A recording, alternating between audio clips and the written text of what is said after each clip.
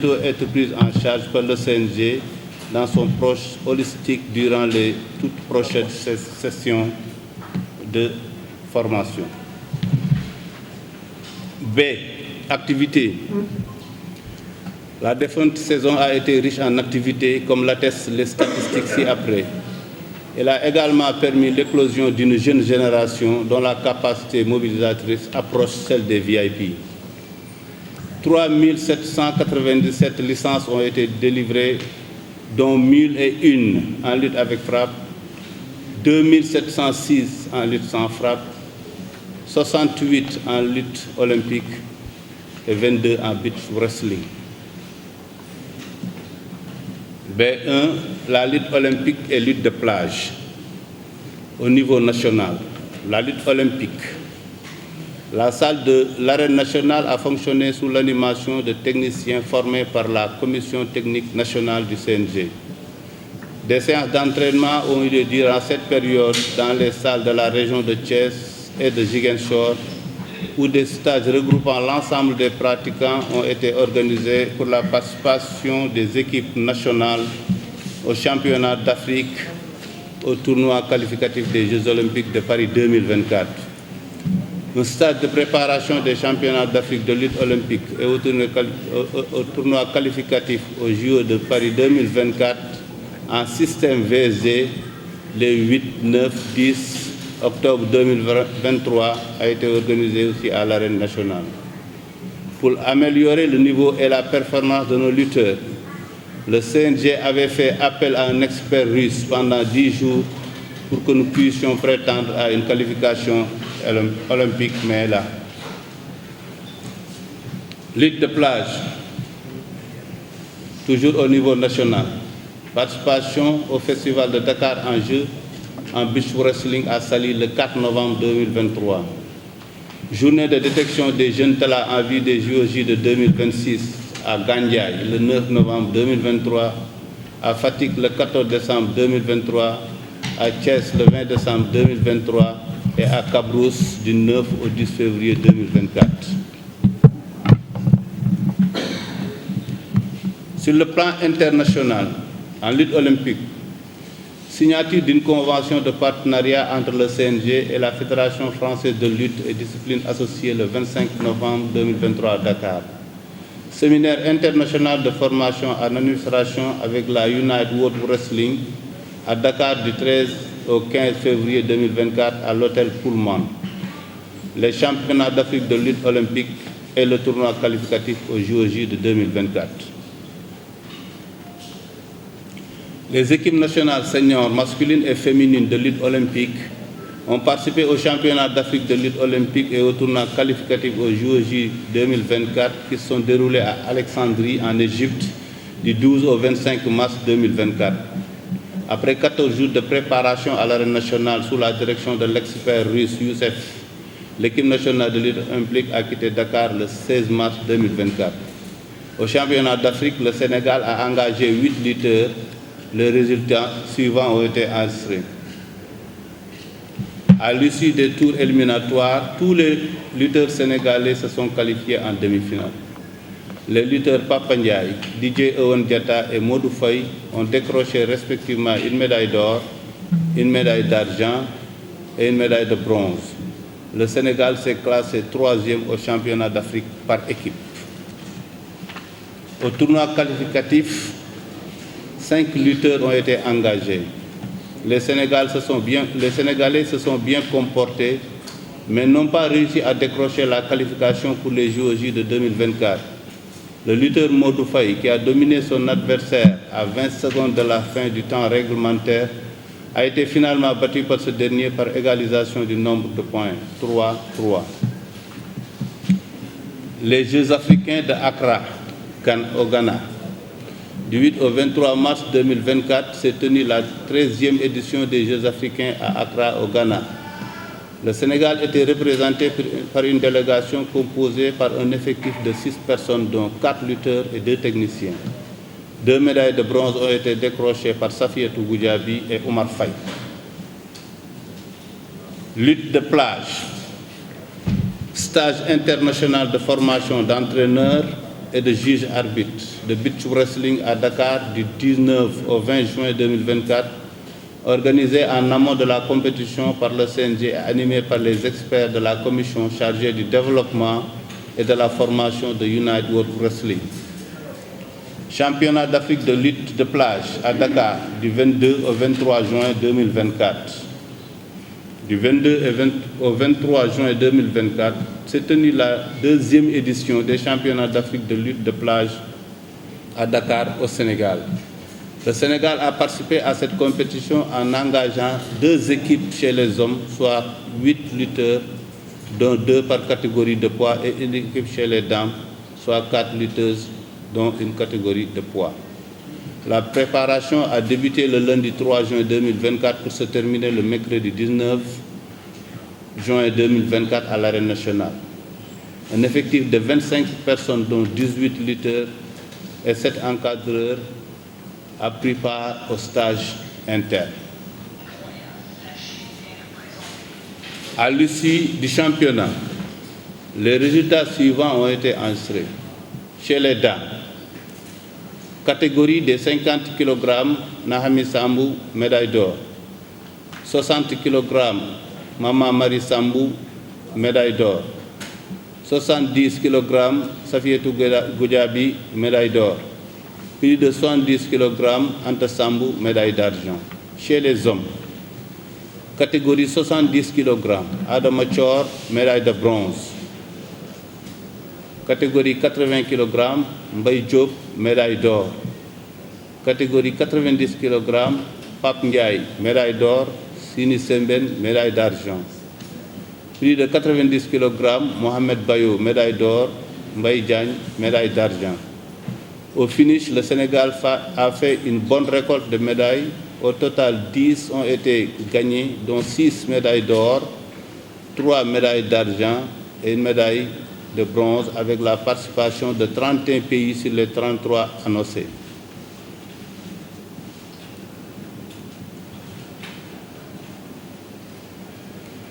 B2, la lutte traditionnelle sans frappe au niveau national.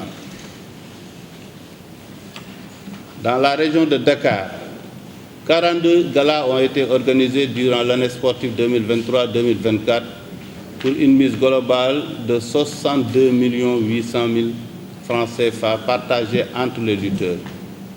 Galas donc 42, à l'Arène nationale 9 galas, Arène Adrien Senghor 23 galas, Terrain Galgui 10 galas, nombre de promoteurs de lutte sans frappe 36, mise globale 62 800 000. Répartition des galas sans frappe par région. Région de Fatick, 292 journées pour une mise de 146 186 000 francs CFA. Diourbel, 19 galas pour une mise de 5 385 000. Thiès, 45 galas pour une mise de 24 500 000 francs. Dakar, 42 galas pour une mise de 62 800 francs. Kaolack, 153 galas pour une mise de 60 760 000. Kédougou, 2 galas pour une mise de 240 000. Kaffrine, 22 galas pour une mise de 13 250 000. Tambacounda, 25 galas pour une mise de 4 350 000 francs. Kolda, 4 galas pour une mise de 2 160 000. Saint-Louis, 11 galas. Louga, 10 galas. La lecture du tableau ci-dessus montre la pratique de la lutte sans frappe sur presque l'étendue du territoire national. Ce maillage de la lutte traditionnelle montre à quel point les régions se battent pour le développement de la discipline qui nous est confiée. Cependant, certaines régions ont encore du mal à promouvoir la discipline et ont besoin d'appui pour mettre le train en marche. Au total, et sur l'étendue du territoire national, plus de 625 manifestations ont été organisées, le nombre de tournois a connu une hausse notoire due à un engagement remarquable des présidents de CRG qui, pour l'essentiel, ont besoin d'appui pour une animation culturelle et sportive généralisée. Cette saison sportive n'a pas enregistré de problème majeur. Problèmes rencontrés. Non-maîtrise du règlement d'arbitrage dans certaines régions, menace sur la sécurité des arbitres, inadéquation des vestiaires des arbitres aux arènes Adrien Senghor et terrain Galgui, remise inéquitable parfois des mises et droits, envahissement de l'enceinte lors de la présentation du drapeau des parrains, étroitesse de l'enceinte de l'arène Adrien Senghor à Dakar, sonorisation défectueuse à Adrien Senghor, répartition des mises partisanes. Solutions préconisées. Programmer des stades de formation et de mise à niveau dans les régions.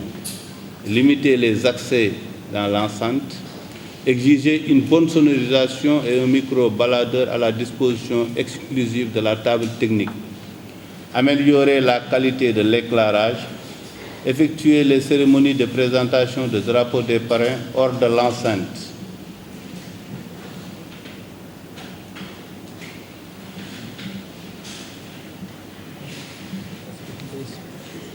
Respecter scrupuleusement la répartition, demander un service d'ordre adéquat. Le drapeau du chef de l'État. Mbour a abrité cette année les phases finales du drapeau du chef de l'État avec la participation des 14 régions du Sénégal.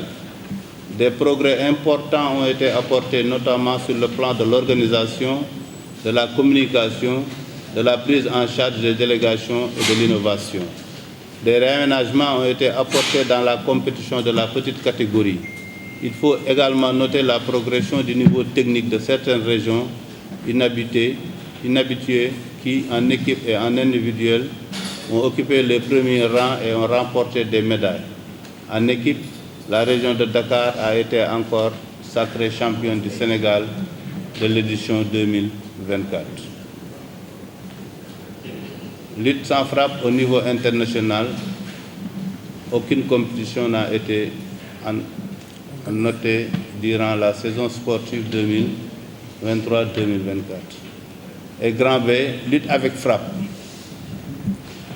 La défunte saison a vécu avec 156, dont 94 galas de lutte avec frappe organisés en Dakar. Le montant des droits d'organisation versés au CNG par les promoteurs de Dakar s'est élevé à 74 125 000 francs CFA.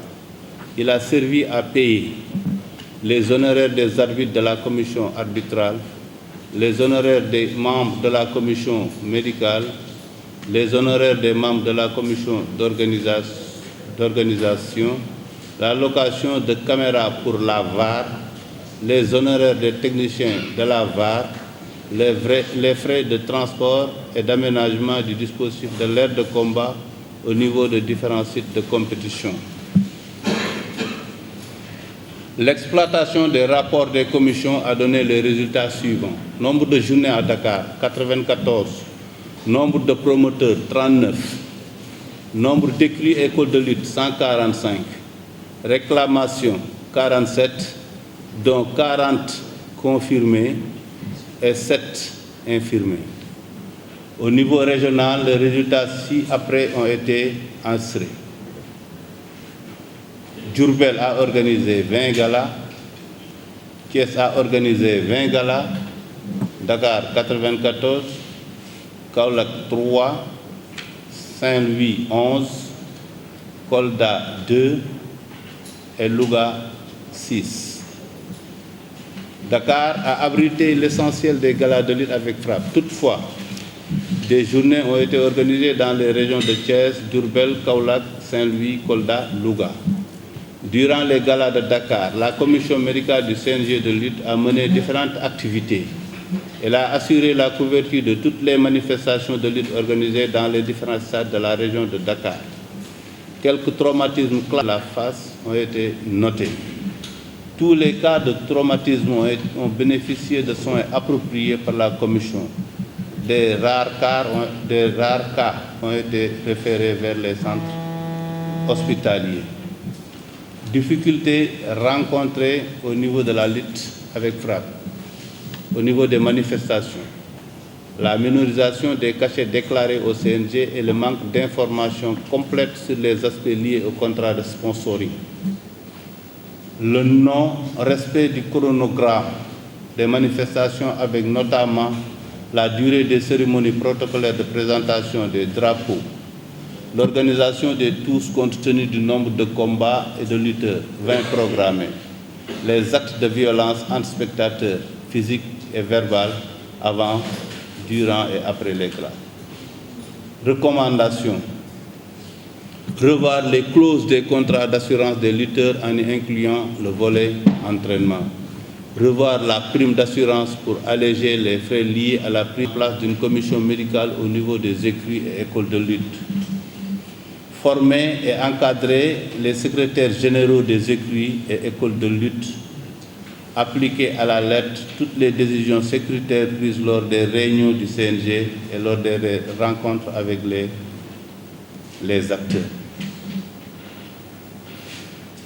Pour la promotion des combats, les combats devront être officialisés auprès du CNG avant l'organisation de tout face-à-face dans un lieu fermé.